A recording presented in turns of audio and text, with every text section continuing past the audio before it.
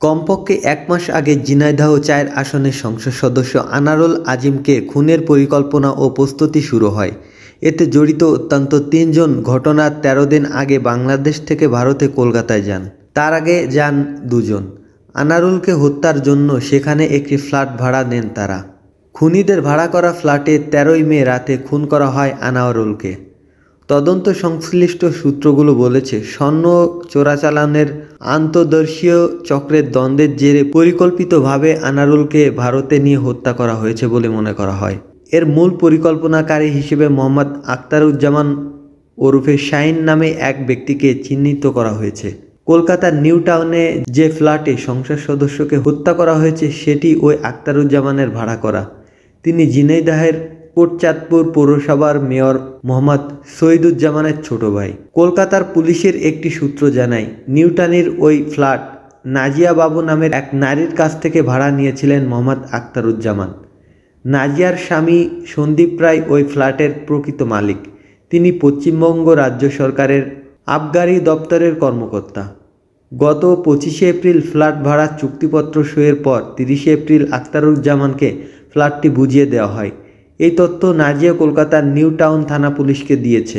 আখতারুজ্জামানকে গ্রেপ্তারের জন্য পুলিশ খুঁজছেন। তবে সংশ্লিষ্ট একটি সূত্র জানিয়েছে, তিনি গতকাল ঢাকা থেকে একটি ফ্লাইটে দিল্লি হয়ে কাঠমান্ডু চলে গেছেন।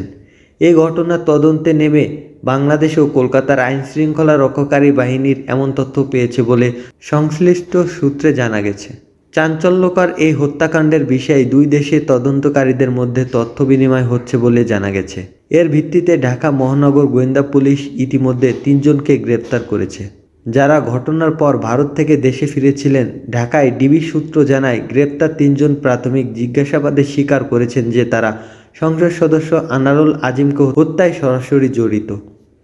গোয়েন্দা সূত্রগুলো থেকে জানা গেছে, সংসদ সদস্য আনারুল আজিম ও আখতারুজ্জামান ওরফে শাহিনের বিরুদ্ধে স্বর্ণ চোরাচালান ও হুন্ডিসহ আন্তর্দেশীয় বিভিন্ন অবৈধ ব্যবসার তথ্য রয়েছে। দুজনের মধ্যে দ্বন্দ্বের জেরে এই হত্যাকাণ্ড সংঘটিত হয় বলে তদন্তকারীরা ধারণা করেছেন। এছাড়া আনারুল ভারতে গিয়ে যে বন্ধুর বাসায় উঠেছিল, সেই গোপাল বিশ্বাস স্বর্ণ চোরাচালানের সঙ্গে জড়িত বলে সংশ্লিষ্ট সূত্র জানিয়েছেন। সংসদ সদস্য আনারুলের বিরুদ্ধে চোরাচালান সহ অত্যন্ত ২১টি মামলা ছিল, যদিও পরে সেসব মামলা থেকে তিনি খালাস বা অব্যাহতি পেয়েছেন।